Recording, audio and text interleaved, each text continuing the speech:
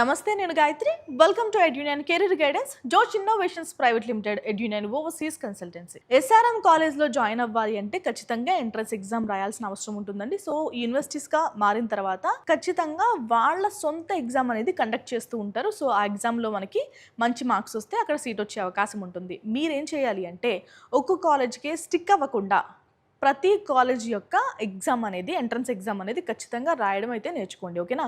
So ఈ సంవత్సరం miss అయినా ఇప్పుడు నెక్స్ట్ ప్రిపేర్ అయ్యే పిల్లలు ఉంటారు కదా, వాళ్ళందరూ ఏం చేస్తారంటే ఇండియాలో ఉన్న టాప్ కాలేజెస్ ఏంటి, నేను వేరే ప్రదేశానికి వెళ్ళగలుగుతానా లేదా, ఇన్ ద సెన్స్ వేరే స్టేట్కి వెళ్ళగలుగుతానా లేదా అని చెక్ చేసుకుని తెలుగు వాళ్ళైతే సరౌండింగ్స్లో ఉన్న అన్ని స్టేట్స్లోని కాంపిటేటివ్ ఎగ్జామ్స్ ఏం జరుగుతున్నాయో ఖచ్చితంగా రాసే ప్రయత్నం చేయండి. ఇప్పటి నుంచే ప్లాన్ చేసుకోండి. ఓకేనా? మీ పేరెంట్స్ చూస్తే మీ పిల్లలకి మీరు ఈ సలహా ఖచ్చితంగా ఇవ్వండి. ఎందుకంటే ఒక్క కాంపిటేటివ్ ఎగ్జామ్ ఇప్పుడు ఎస్ఆర్ఎంలో రాలేదనుకోండి ఏం చేస్తారు?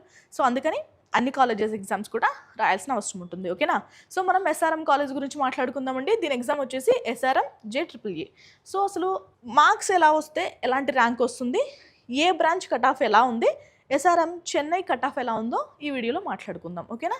మనకి ఎస్ఆర్ఎంకి చాలా కాలేజెస్ ఉన్నాయండి, దేశవ్యాప్తంగా కూడా చాలా కాలేజెస్ ఉన్నాయి. ఓకేనా? మీకు 130 మార్కులకు జరిగే ఈ ఎస్ఆర్ఎం JEEలో 115 నుంచి 130 మధ్య కనుక మీకు మార్క్స్ వస్తే మీ ర్యాంకు 1 నుంచి 500 మధ్యలో అయితే వచ్చే అవకాశం ఉంటుంది. ఓకేనా? ఇంకా మీకు 105 నుంచి 114 మార్క్స్ మధ్యలో వస్తే కనుక 501 నుంచి 1000 లోపు అయితే కనుక ర్యాంక్ వచ్చే అవకాశం ఉంటుందండి. 95 నుంచి 104 మధ్య కనుక మీకు మార్క్స్ వస్తే మీ ర్యాంక్ ఎంత ఉంది? 1001 నుంచి 2500 మధ్య మీకు ర్యాంక్ వచ్చే అవకాశం ఉంటుంది. ఓకేనా? ఇంకా 85 నుంచి 94 మధ్య కనుక మీకు మార్క్స్ వస్తే 2501 నుంచి 5000 మధ్య మీకు ర్యాంక్ వచ్చే అవకాశం ఉంటుందండి.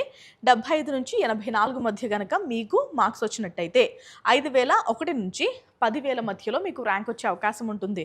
ఇవన్నీ ఏంటంటే జస్ట్ ఎస్టిమేషన్స్ మాత్రమే. ఓకేనా? ఇంత మార్క్స్ వస్తే ఇంత ర్యాంక్ రావచ్చు అని అఫీషియల్గా రిలీజ్ చేసిన తర్వాత మీరు అందరూ చూసుకుంటారు.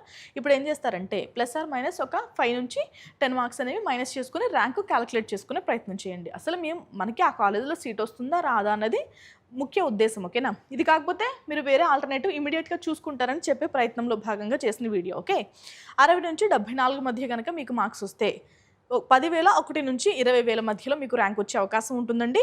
ఇక 40